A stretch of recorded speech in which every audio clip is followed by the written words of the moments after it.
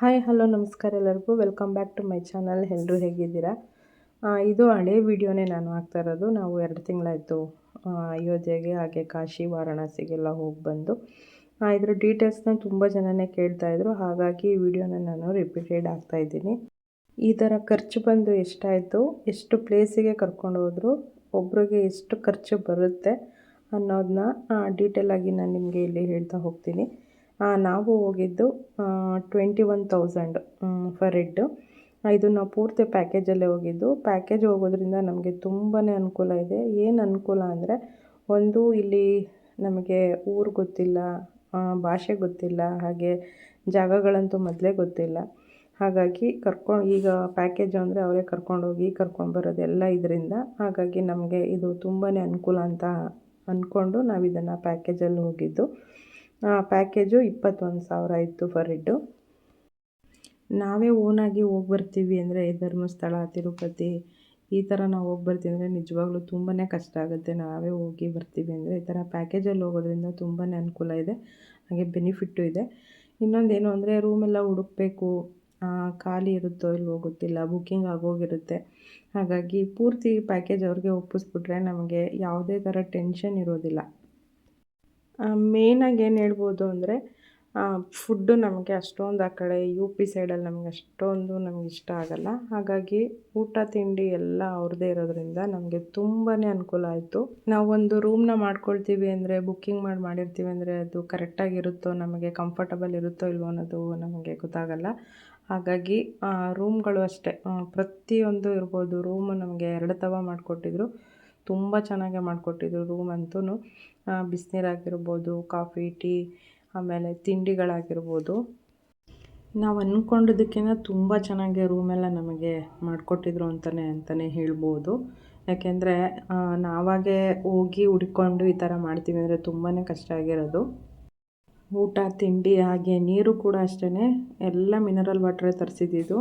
ಹಾಗೆ ಕಾಫಿ, ಪ್ರತಿಯೊಂದು ಹಾಲು ಬೇಕು ಅಂದರೆ ಹಾಲೇ ಕೊಡೋರು. ಹೀಗೆ ತುಂಬ ಚೆನ್ನಾಗಿ ನಮಗೆ ಅನುಕೂಲ ಮಾಡಿಕೊಟ್ಟಿದ್ರು ಅಂತಲೇ ಹೇಳ್ಬೋದು.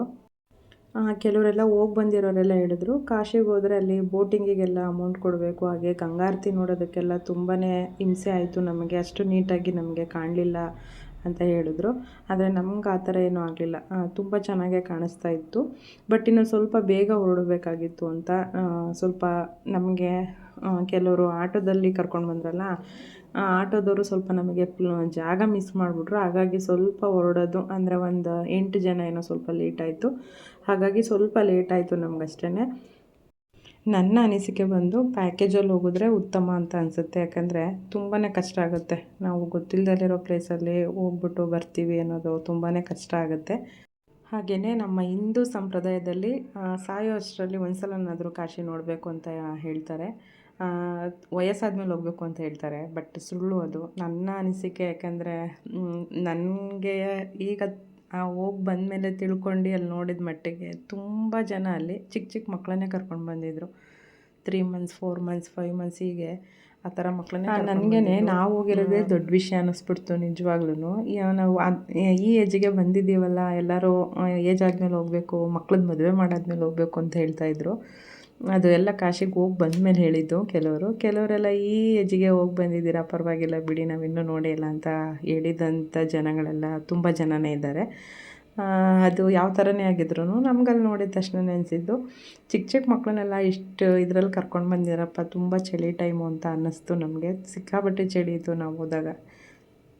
5 ತಿಂಗಳು ಮಗುವಿಂದ ಕರ್ಕೊಂಡು ಬಂದಿರೋರನ್ನ ನಾನು ನೋಡಿದ್ದೀನಿ, ಆಲ್ರೆಡಿ ವಿಡಿಯೋದಲ್ಲೂ ತೋರಿಸಿದ್ದೀನಿ ಕೂಡ. ಕೈಕಾಲು ಗಟ್ಟಿ ಇದ್ದಾಗಲೇ, ಏಜ್ ಇದ್ದಾಗಲೇ ಕಾಶಿನ ನೋಡಿ ಅಂತ ಹೇಳ್ತೀನಿ. ಹಾಗೆ ಅಯೋಧ್ಯೆ ವಿಷಯಕ್ಕೆ ಬಂದರೆ, ಇನ್ನೊಂದು 2-3 ವರ್ಷ ಬೇಕು ಅಯೋಧ್ಯೆ ಪೂರ್ತಿ ಕಂಪ್ಲೀಟ್ ಆಗೋದಕ್ಕೆ. ಹಾಗಾಗಿ ಆವಾಗ ಹೋಗಿ ಬನ್ನಿ ಅಂತ ಹೇಳ್ತೀವಿ. ಯಾವ ದೇವಸ್ಥಾನ ನೋಡ್ಕೊಂಡು ಬಂದಿದ್ದೀವಿ ಅಂತ ನಿಮಗೆ ಡೀಟೇಲಾಗಿ ಹೇಳ್ತೀನಿ.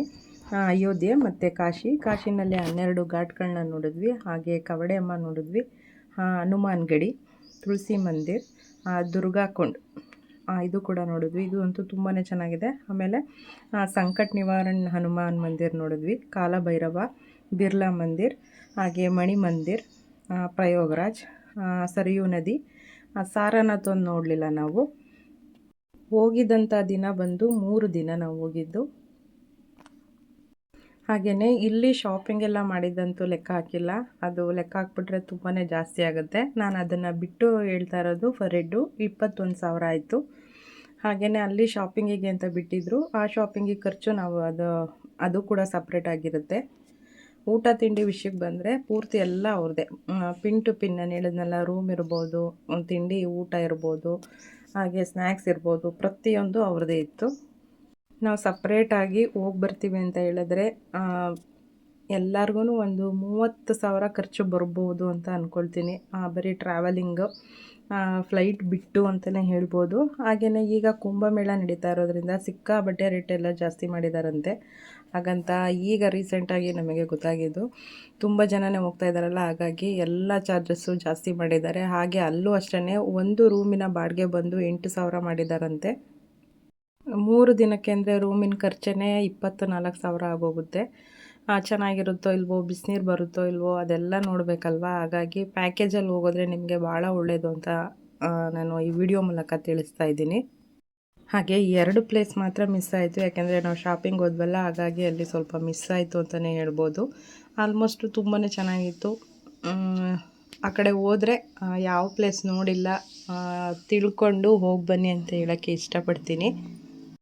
ಇವತ್ತಿನ ವಿಡಿಯೋನ ಇಲ್ಲಿಗೆ ಎಂಡ್ ಮಾಡ್ತಾ ಇದ್ದೀನಿ. ಈ ವಿಡಿಯೋದಲ್ಲಿ ನಿಮಗೇನಾದರೂ ಕೇಳೋ ಅಂಥದ್ದಿದ್ರೆ ಕಮೆಂಟ್ ಮೂಲಕ ನೀವು ನನ್ನನ್ನು ಕೇಳ್ಬೋದು.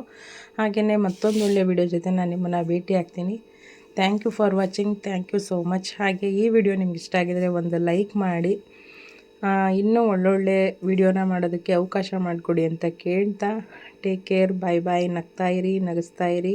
ಮತ್ತೊಂದು ಒಳ್ಳೆಯ ವಿಡಿಯೋ ಜೊತೆ ನಾನು ನಿಮ್ಮನ್ನು ಭೇಟಿ ಆಗ್ತೀನಿ. Thank you all.